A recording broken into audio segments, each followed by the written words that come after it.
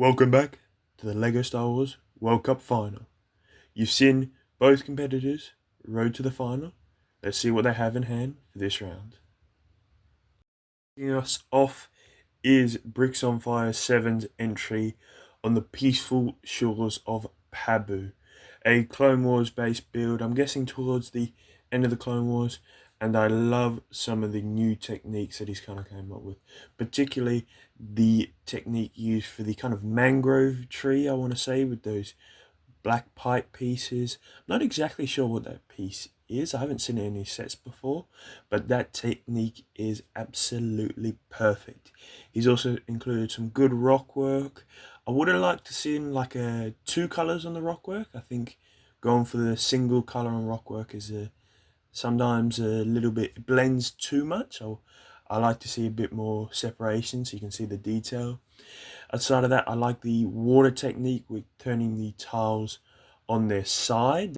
Overall, the MOC has great color choice. I love the lavender leaves on the tree as well as the tactical droid used. So well done for building this MOC. It is very impressive. I also like the angled platform that he was able to make. You've put in a really good fight, and let's see what your opponent has built. The final MOC of this LEGO Star Wars World Cup, 247 Bricks, has created this great build. Called the 247th Attack Battalion, based off a harsh and remote planet in the Outer Rim, the combination of rock work and foliage is really impressive. I quite enjoy all the custom troopers, although I'm not a personal fan of these custom battle droids. I do like the fact that they are quite posable, but I do prefer the official LEGO battle droids. But outside of the minifigures, the terrain work is really good. I like how he's used different colors, going from the dark brown to the medium brown to the light nougat color, as well as the candle pieces used for the kind of bamboo trees. He also said the technique that he tried to include was using a Chima claw. Now I believe that's to the bottom left of the rockwork. If you want to know how he did that, I believe he shows it off in his video. Besides that, he's got kind of like these brown vine pieces that come along the front of the rockwork. All of that is some really good techniques, and I really struggled to pick a winner here. I love the contrasting colors from Bricks on Fire 7's build, but I love how the colors blend together in the 247 Bricks build. But I think personally I have to give 247 Bricks the win for this LEGO Star Wars World Cup. Well done. All of your MOCs have been brilliant, and I can't wait to see what you build next. You deserve way more subscribers and views on your channel. You're going to be an absolutely brilliant builder, I can tell. And I'd also like to congratulate Bricks on Fire 7.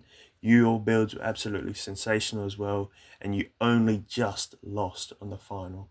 So, to everyone who's entered into this series, I thank you very much, and I'll get straight into the recap of this World Cup. Just wanted to cap off this World Cup by saying thank you to all of the competitors. I'm showing some of the highlights from throughout this World Cup on screen, but while we look at some of those, I wanted to talk about some of the improvements that I want to make.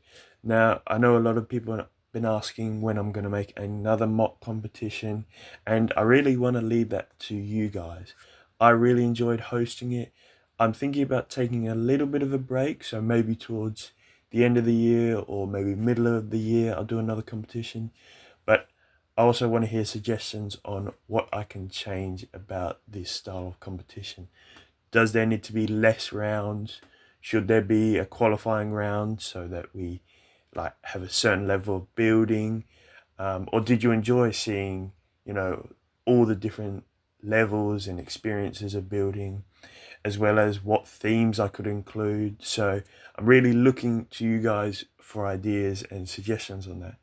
But besides that, I want to say thank you all for watching this series, and I'll see you in the next one.